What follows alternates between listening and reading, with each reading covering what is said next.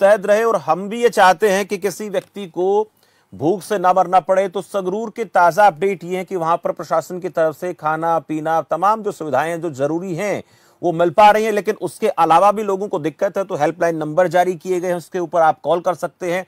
और फिर भी अगर आपकी समस्या का समाधान नहीं होता है तो आप डीसी ऑफिस में जाकर अपनी जरूरत, अपनी जो आवश्यकता है उसको संज्ञान में प्रशासन को दिला सकते हैं। वहां पर आपको कर्मचारी मिलेंगे। अगर फिर भी नहीं मिलता है, ऐसी कोई बात होती है तो और भी तमाम चीजें आप मीडिया की सहायता ले सकते हैं। हम भी लगातार इन चीजों पर नजर बनाए हुए ताकि लोग भूखे ना रहें और जरूरी सामान लोगों को मिलता रहे।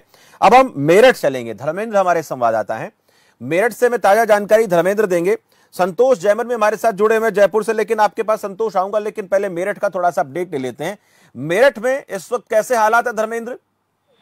देखिए शमशेर, मैं अगर बताऊं आपको, स्टार्टिंग से बताता हूं कि मेरठ के अब हालात बिगड़ते जा रहे हैं।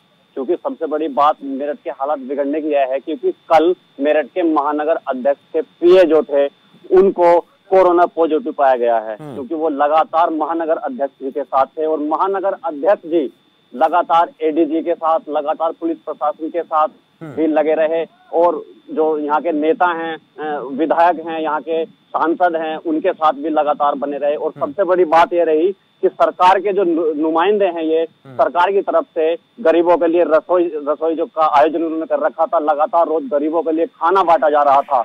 ये महानगर अध्यक्ष उनके साथ भी लगातार बने रहे थे। और अब मेरठ लगभग संकट में घिरा हुआ है। अभी उन महानगर अध्यक्ष को भी आइसोलेट कर दिया गया है, उसके परिवार को भी आइसोलेट कर दिया गया है। जो उनके पीए थे, उनके पिता को भी कोरोना पॉजिटिव संक्रमण की पुष्टि हो चुकी है। लेकिन अभी इन लोगों की जो बाकी बचे हुए हैं, इन लोगों की रिपोर्ट अभी आनी बाकी है। रिपोर्ट आने के बाद में ही पता लगेगा कि आखिर मेरठ अब किस दिशा में जाएगा। क्योंकि फिलहाल मेरठ में संकट के बादल मंडराने शुरू हो गए हैं। लगातार कोरोना वायरस की संख्या बढ़ती जा रही है और 86 के लगभग कोरोना वायरस की संख्या हो चुकी है। जी समझे, बहुत ज्यादा तादाद है धर्मेंद्र, लेकिन ये बहुत बड़ी चिंता की बात भी है। क्या ऐसे में जो लोग राहत सामग्री बांट रहे हैं, लोगों को खाने पीने का सामान उपलब्ध करवा रहे हैं, तो क्या ये लोग प्रॉपर तरीके से मास्क का, ग्लव्स का इस्तेमाल नहीं कर रहे हैं?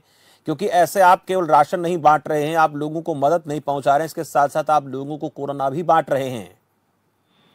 बिल्कुल, मास्क लगाया हुआ है, सैनिटाइजर का प्रयोग भी कर रहे हैं और सोशल डिस्टेंसिंग का भी को भी पालन कर रहे हैं। लेकिन अभी तक ये पता नहीं लगा है कि उनके जो पीओ थे वो दूसरे क्षेत्र में रहते थे, वहां से उनको संक्रमण हुआ था, उस क्षेत्र को भी सील कर दिया गया है। अब देखने वाली बात होगी, जितने लोग वहां पर गरीब लोग खाना लेने के लिए आते थे और उनके साथ साथ जो महानगर अध्यक्ष उनको खाना वितरित करते थे, अब समस्या ये रहेगी कि पुलिस को सबसे बड़ी चुनौती अब यही है कि आखिर किन किन लोगों के टेस्ट कराएगी। क्योंकि विधायक सांसद के टेस्ट के सैंपल ले लिए गए हैं, उनको भी रिपोर्ट अभी आनी बाकी है। और अगर मैं यहाँ के लोगों की बात करूं तो अब फिलहाल दहशत में है यहाँ के लोग। अगर यहाँ की दुकानों की अगर हम बात करें तो सुबह 7 बजे दुकानें खुल जाती है और 9-10 बजे लास्ट हो जाता है।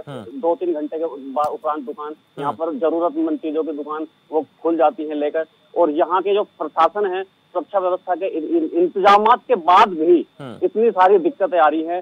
रोज यहाँ पर कोरोना पॉजिटिव 1-2 की संख्या लगातार बढ़ती नजर आ रही है। जी मेरठ में और जो तमाम जरूरत के सामान की बात करें, किसानों के लिए क्या कुछ ऐसी दुकानें खुली हैं जो उनकी मदद कर सकें, उनके जो उपकरण खराब होते हैं उनको ठीक कर सकें?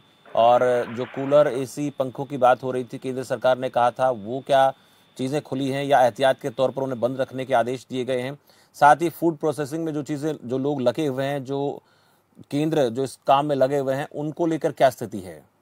देखो, अगर मैं किसानों की बात करूं तो किसानों की दुकानें खुली हुई है क्योंकि उनके फर्टिलाइजर्स वगैरह हैं, उनके काम बहुत जरूरी है। क्योंकि फिलहाल किसानों में खेती का काम चल रहा है, किसानों का, उस चीज को देखते हुए ये चीजें खुली हुई हैं। और अगर बिजली के उपकरणों की बात करूं तो वो बिल्कुल बंद है क्योंकि मेरठ को रेड जोन में, अब फिलहाल मेरठ रेड जोन में है। उस चीज को देखते हुए फिलहाल जो योगी सरकार के आदेश हुए थे उसमें उसका यहाँ पर कोई भी असर देखने को नहीं मिला। क्योंकि मेरठ में लगातार कोरोना वायरस की संख्या बढ़ने के बावजूद में अब इससे ज्यादा मेरठ में कुछ भी नहीं खुल रहा है। हो सकता है कि अगर इनकी रिपोर्ट आने के बाद में अगर महानगर अध्यक्ष खुद पॉजिटिव होते हैं।